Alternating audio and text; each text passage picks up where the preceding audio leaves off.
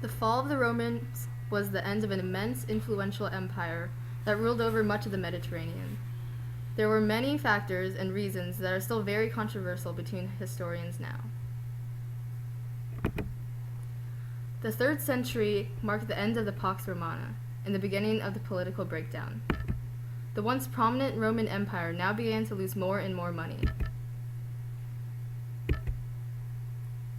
This loss was caused by many factors. These factors included decreased conquering, which was their basis, trading, their necessities for luxuries, and the intimidating Germanic tribes became even more of a threat. In addition, when this time also marked the beginning of disintegration of the emperor's control. With the loss of this control, the army became more influential. After a while of this chaotic empire, the Emperor Diocletian made a few reforms.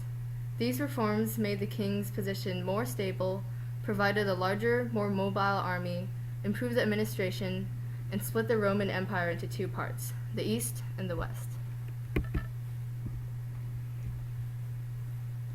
There are many, many reasons for why the Western Empire declined. But why the western portion? Why not the East? First of all, the West had much bigger boundaries, which needed better defense from the bigger numbers of barbarians, but didn't have the people or money in the end to deal with it.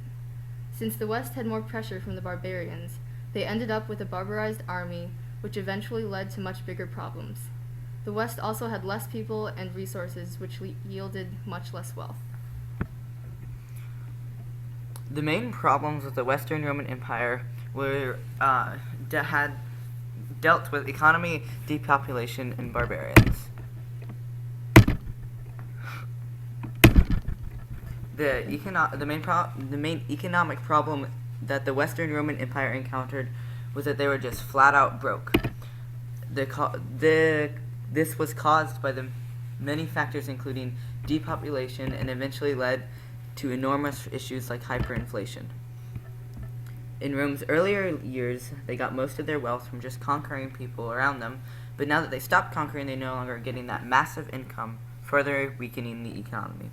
Trade also was plummeting as they were selling products like wheat and food that were necessities to things of China's like silk and luxurious items.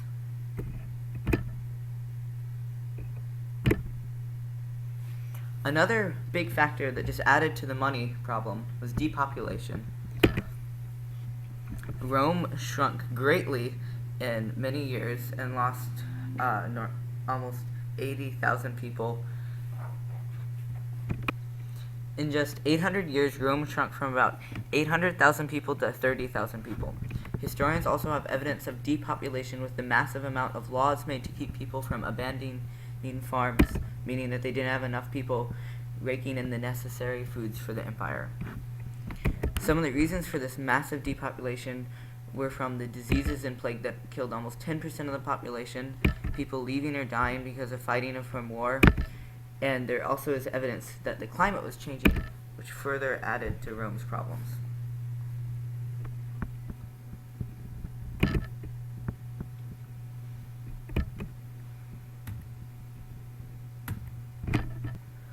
With less and less people to be able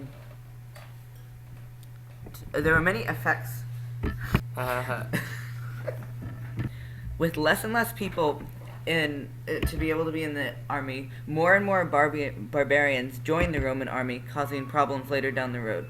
Also, the less people that were in the empire, the less taxes, further adding to Rome's lack of money. The weaker the government also resulted in less trade and an even further deteriorating economy. To solve this problem, they decided to just print more and more money, causing inflation to skyrocket. They also started using less and less silver in the actual coins, causing the value of the coins to go down and down, with prices going up and up, causing an economic crisis. Another big problem the Western Roman Empire was faced with was ineffective leadership. During the crisis of the 3rd century, there were 22 emperors.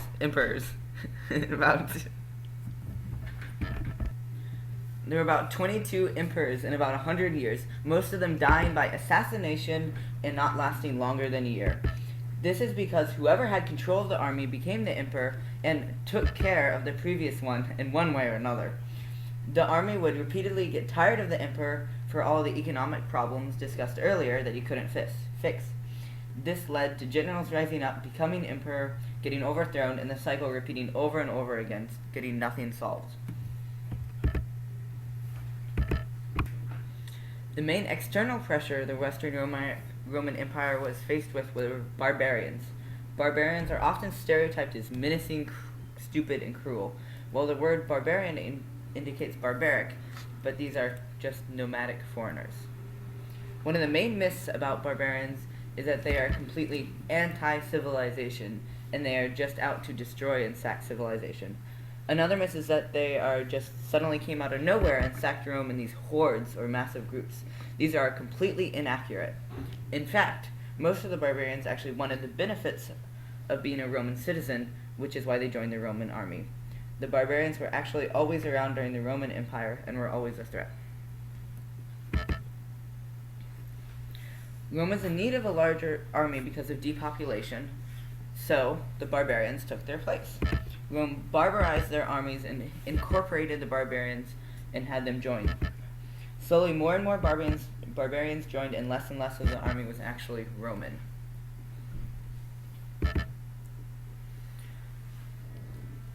The Visigoths, Huns, and Vandals all took a little piece of the Roman Empire, which, for instance, the Vandals took over North Africa, and eventually they all got some sort of piece of their pie.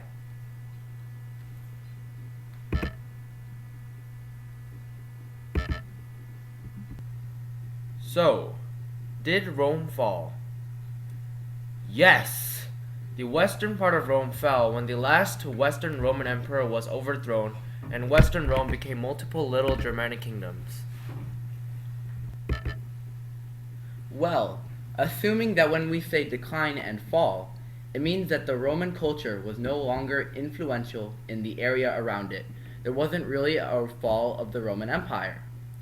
In the ancient times, the majority of people under the emperor, whether the emperor was Roman or not, still considered themselves Roman. Because these people that considered themselves Roman made up most of the Roman Empire, it makes the transition of the Roman Empire more continuous rather than broken up. Yes, the barbarians did call themselves Roman. However, they were not truly Romans because they were never given Roman citizenship nor the benefits of being a Roman. The barbarians merely called themselves Roman, but in fact they were not. The emperors that succeeded the last Roman emperors all tried to emulate the Roman political system without trying to really change it.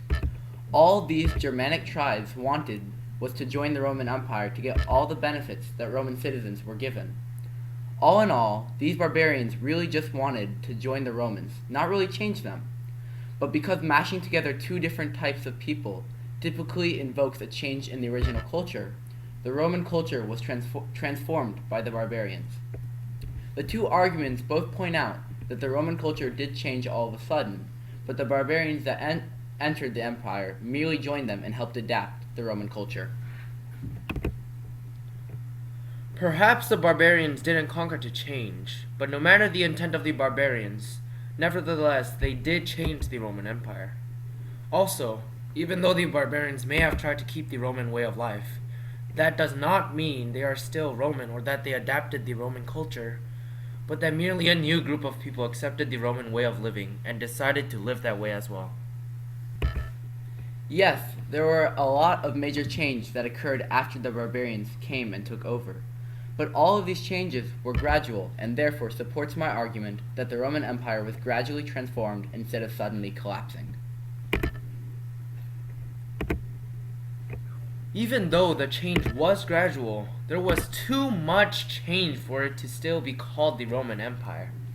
For example, literacy disappeared, architecture became primitive, there was less trade. There was a decline in culture, economy, and population. So if the barbarians were trying to keep the Roman Empire, they did not do a good job of sustaining it, and this new civilization is too different to be considered the Roman Empire. a lot of the causes of the said decline only affected in the urban areas, and the countrysides were not as affected. Because Rome was dependent on agriculture, the suburban area was very big. While the urban area was very populated, more people lived in the countryside. Even though the changes occurred mostly only in urban areas, the changes were extreme.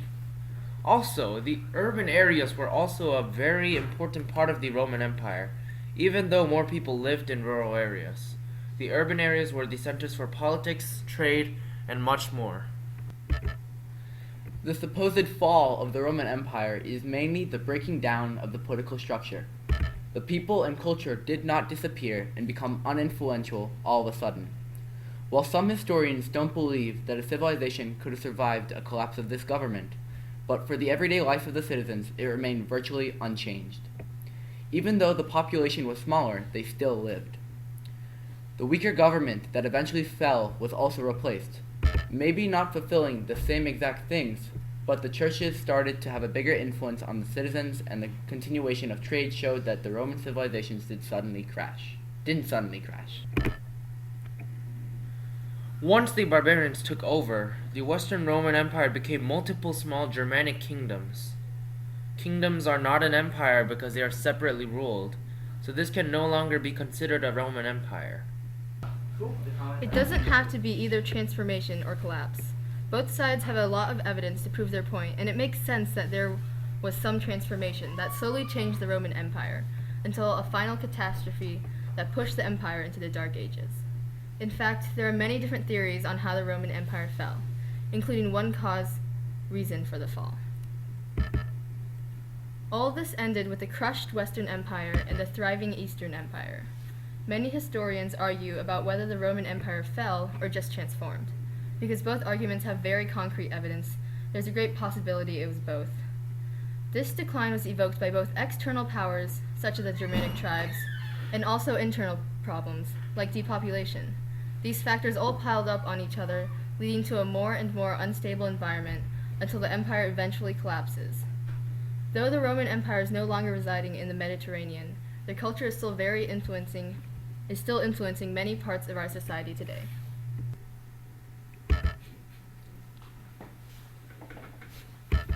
Here's our bibliography.